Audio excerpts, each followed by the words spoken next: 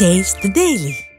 திரு Salem Manikandan sir, தமிழ்நாட்டு மக்கள் திமுகவை வீட்டுக்கு அனுப்ப தயாராகி விட்டனரா? ஏன்னா அதிமுக பொதுச் செயலாளர் போற இடங்கள்லாம் கடுமையான விமர்சனங்களை திமுக மீது முன்வைக்கிறாரு. அப்போ மக்கள் சுற்றி இருக்கிறவர்கள் மட்டும் கரகோஷம் எழுப்பினா பரவாயில்ல, ஆனா சுற்றி இருக்கிற சுற்றுவட்டார மக்களும் கரகோஷத்தை எழுப்பி ஆதரவு தெரிவிக்கிறாங்க.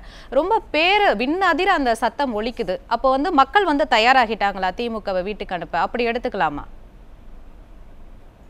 தமிழகத்தில் ஜனநாயகத்தின் குரலாக ஒழித்துக் கொண்டிருக்கின்ற நியூசிய தொலைக்காட்சி நேயர்களுடைய வணக்கமா.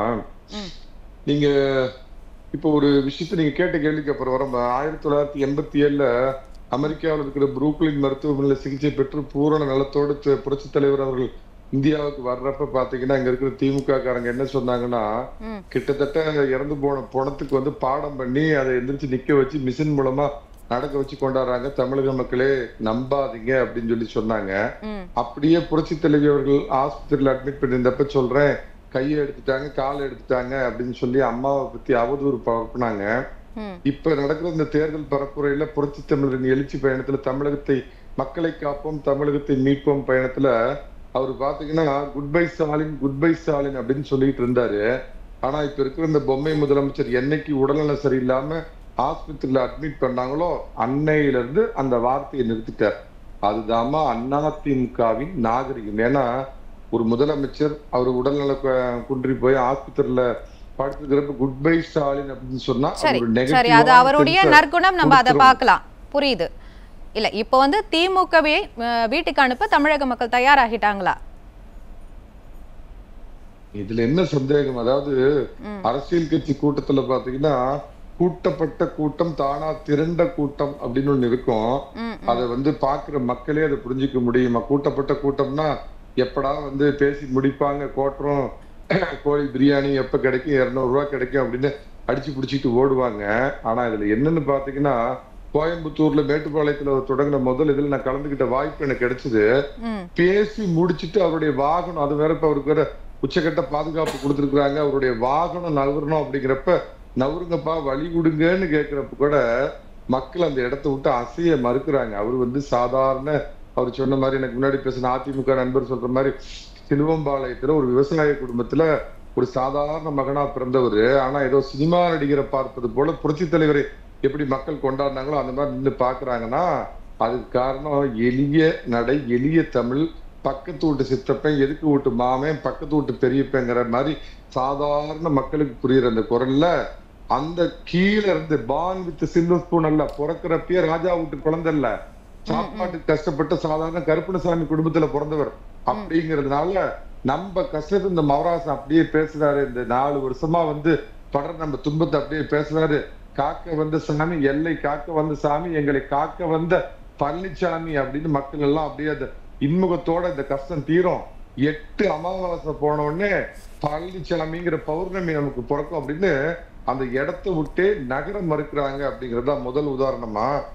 எந்த அடிப்படையிலமா திரும்ப இந்த ஆட்சிக்கு அவங்க இது கொடுப்பாங்க?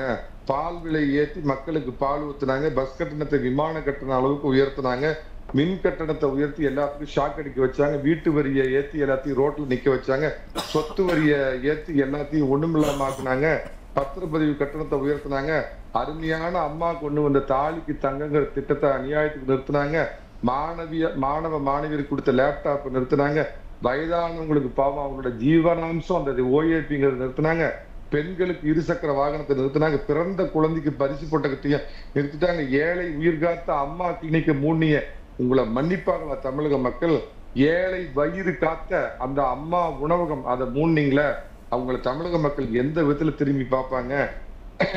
இந்த மாதிரி இவ்வளவு நல்ல திட்டங்களை அம்மா அவர்களும், அதே மாதிரி காமராஜர், அதாவது நம்மை படிக்க வைத்தவர் காமராஜர், நம்மை வயிறு காஞ்சி போகாம நம்மளை காத்தவர் புரட்சி தலைவர்னு வரலாறு சொல்லும். அந்த மாதிரி சாதாரண கிழிஞ்ச டவுசரு கிழிஞ்ச சட்டை போட்ட ஒரு அரசு பள்ளி மாணவனும் வெள்ளைக்கோட்டு போட்டுக்கிட்டு அவன் மருத்துவன் ஆகணும்னு 7.5% அந்த உள் ஒதுக்கீடு கொண்டு வந்தார.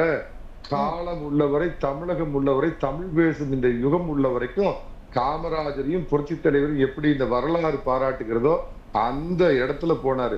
குடிமராமத்து பணி எப்படி அம்மா அந்த காலத்துல பாத்தீங்கன்னா மழைநீர் சேகரிப்புங்கிற ஒரு அற்புதமான திட்டத்தை கொண்டு வந்தாங்க. எதிர்கால அடுத்த தலைமுறைக்கு நம்ம எதையாவது விட்டுட்டு போகணுங்கிறதுக்காக கொண்டு வந்தாங்களோ அந்த மாதிரி குடிமராமத்து பணி காமராஜர் காலத்துல இருந்து வெறும் கனவு திட்டமா பார்க்கப்பட்ட இந்த அவிநாசி அத்திக்கடவு கூட்டு குடிநீர் திட்டம், அந்த மாதிரி பல திட்டங்களை கொண்டு வந்தாரு. எளிதில் அணுகலாமா? இன்னைக்கு முதல் நாள்ல தான் பார்த்தேன், மேட்டுப்பாளையத்துல உச்சம் கெட்ட பாதுகாப்பு இருக்குது.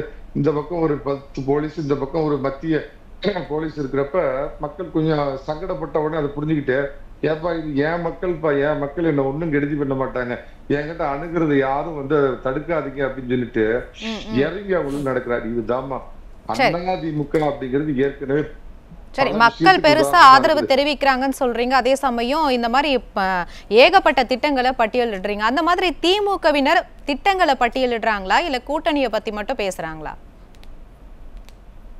நிறைய பண்ணிருக்காங்கம்மா. அதையும் நம்ம வந்து அதிமுக பிரமுகர் பேசுற மாதிரி ஒரு சார்பா நம்ம பேசக்கூடாது. ஏமா மக்கள் அருமையா, நான் பிறகு இன்ன வரைக்கும் ஒரு கிராமத்துலதான் இருக்கிறேன்.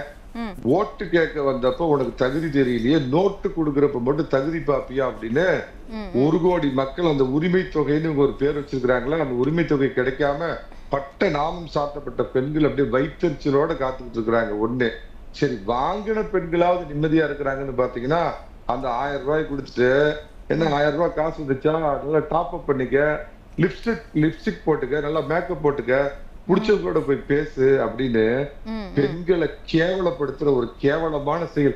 பீகார்ல இருக்கிற ஒரு சராசரி அரசியல்வாதி கூட இந்த மாதிரி கேடுகிட்டு பேச மாட்டான். சரி, இந்த ஓட்ட பஸ்ஸ பெயிண்ட் அடிச்சு பாருங்க, சிறப்பு மகளிருக்காக நாங்க விடுறோம் அப்படின்னு சொல்லி விடுறாங்க. அதை பாத்தீங்கன்னா வாய் கொளுத்த ஒரு தங்கமுடி என்ன சொல்றாரு, ஓசி பஸ்லயா வந்த ஓசி பஸ்.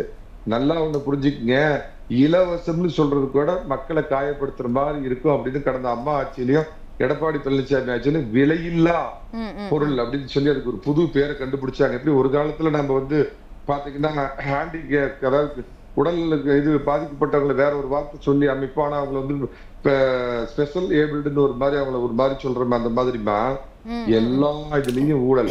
ரெண்டாவது அருமையான ஒரு இது அவங்க சொல்லிக் கொள்கிற வகையில இருக்கிற இந்த 1000 ரூபாய் உதவித்தொகை, இந்த விடியல் பயணம் கூட மக்கள் மத்தியில பெரிய அளவுல தாக்கத்தை ஏற்படுத்தல அப்படின்னு சொல்றீங்க. பெருசா பயன் அடையல மக்கள் அப்படின்றீங்க. அதை விட எல்லாத்துலயும் ஆட்சிக்கு வந்தவுடனே 24 குழுக்கள், உலக பொருளாதார மேதை, நம்ம அறிவாலய பொருளாதார மேதை ஒருத்தர் இருப்பார் ஜெயரஞ்சன், அவரெல்லாம் வச்சு கமிட்டி போட்டு ஆக பாருங்க நாங்க என்ன பண்ண போறோம்னு 25 குழுக்கள் போட்டாங்க. என்ன கொடுமைனா 4 வருஷத்துல 5.25 லட்சம் மொத்தமா கடன் வாங்கியிருக்கிறாங்க. என்ன உருப்படியா? நான் தான் சொல்றேன், 11 மருத்துவ கல்லூரிகள், 22 அரசு கல்லூரிகள், 7 சட்ட கல்லூரிகள். சேலத்துல பாத்தீங்கன்னா ஆசியாவிலேயே மிகப்பெரிய கால்நடை பூங்கா. நான் இதுக்கு முன்னாடி சொன்ன இத்தனை விஷயங்கள் வரலாறு போற்றும் அந்த நான் சொன்ன 7.5% உள் ஒதுக்கீடு இத்தனையும் போராடி மத்திய அரசு ஒண்ணு வாரி கொடுத்துடல. அவங்க கிட்ட எந்த இடத்துல போராடணுமோ அந்த இடத்துல எல்லாம் போராடி விழக்கூடாது. ஒரு திட்டம். இன்னொன்னு 7.5 ஒதுக்கீடு நாங்கள் வந்தவொடனே 10% ஒதுக்கீடா மாத்துவேன்னு சொன்னாங்களே, இந்த அரசுக்கு அது துப்பு இருந்ததாமா? இது மாத்திரம் இல்ல, ஒரு பக்கம் இதெல்லாம் இருந்த நல்ல திட்டங்கள் எல்லாம் நிறுத்துறது ஒண்ணு போக பாத்தீங்கன்னா, நாங்க வந்தா ஒரே கையெழுத்துல வந்து நீட் தேர்வுக்கு விலக்கு அளிப்போம் அப்படின்னு உருட்டுனாங்களே, உருட்டுனாங்களே. மாணவர்களின் அனைத்து மாணவர்களின் கல்வி கடன் ரத்துனாங்க, பெட்ரோல் 5 ரூபாய் விலை குறைப்போம்னாங்க, கேஸ் மானியம் 100 ரூபாய் கொடுப்போம்னாங்க. படிப்படியா மதுவிலக்கு எந்த படியில சாமி இருக்கிறாங்க? மின் கட்டணம் மாதந்தோறும் கணக்கெடுக்கப்படும் அப்படின்னாங்க. சரி, இப்போ வந்து எந்த திட்டங்களையுமே அவங்க நிறைவேற்றல அப்படின்னு சொல்றீங்க. ஆனா அவங்க என்ன சொல்றாங்க, திட்டங்களை நிறைவேற்றத்துக்காக நாங்க வந்து 1 லட்சம் கோடி அளவுக்கு கடன் வாங்குறோம் வருடம் அப்படின்னு சொல்றாங்க. அப்ப எதற்காக அந்த கடன் வாங்குறாங்க? அவங்க பாக்கெட்டை நம்பிக்கிறதுக்கு. அங்க நம்ம கூடியே இருந்த ஒரே ஒரு குறைந்தபட்ச நேர்மையாளர், திமுகவின் கடைசி நேர்மையாளர்னு சொல்லுவாங்களே பிடிஆர் பழனிவேல் தியாகராஜன், வந்த 2வது வருடமே என்ன சொன்னாரு, யார் 35,000 கோடி அடிச்சிட்டாங்கன்னு சொன்னாரு.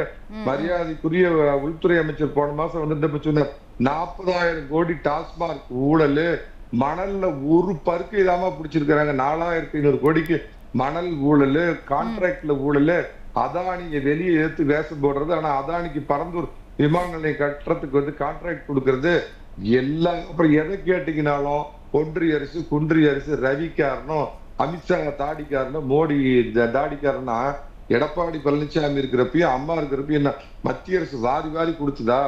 உள்ளபடியே அவங்ககிட்ட கேட்க வேண்டிய முறையில கேட்டு போராட வேண்டிய இடத்துல போராடி தட்டி கொடுக்கிற இடத்துல தட்டி கொடுத்து வாங்கினா எதை கேட்டீங்கன்னாலும் காலையில வந்து பாத்தீங்கன்னா இருக்கிற திமுகவுடைய முதலமைச்சர் வீட்டுல பாத்ரூம் குழாயில தண்ணி வரலனா கூட மோடி தான் காரணம். டீலிமிட்டேஷன் தமிழ் பாலிதும்பாங்க, ஹிந்தி வாழுதும்பாங்க. இதையே காலகாலமா இனத்தையும் மொழியும் சொல்லி ஏமாத்தி நான் கேக்குறேம்மா, நாட்டு பிரச்சனைக்கு நாடாளுமன்ற தேர்தல், வீட்டு பிரச்சனைக்கு சட்டமன்ற தேர்தல், ரோட்டு பிரச்சனைக்கு உள்ளாட்சி மன்ற தேர்தல். மோடி வேணுமா வேணாமங்கிறதுக்கு 2024 முடிச்சு போச்சு.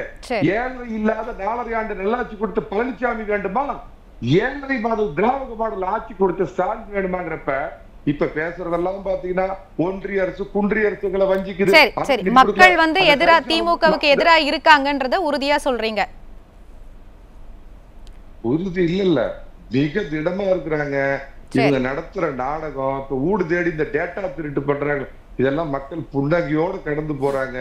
ஒற்றை விரலால் ஓதி எடுத்து புரட்சி செய்து இரட்டையிலேயே வெற்றி பெற வைக்க வேண்டும் சாமி, மீண்டும் சாமி, எங்களை காக்க வந்த எல்லை சாமி எடப்பாடி பழனிசாமி இன்னும் 8 அமாவாசை போய் பௌர்ணமியவா பழனிசாமியவான்னு காத்துக்கிட்டு இருக்கிறாங்க. புரியுது சார், உங்ககிட்ட வர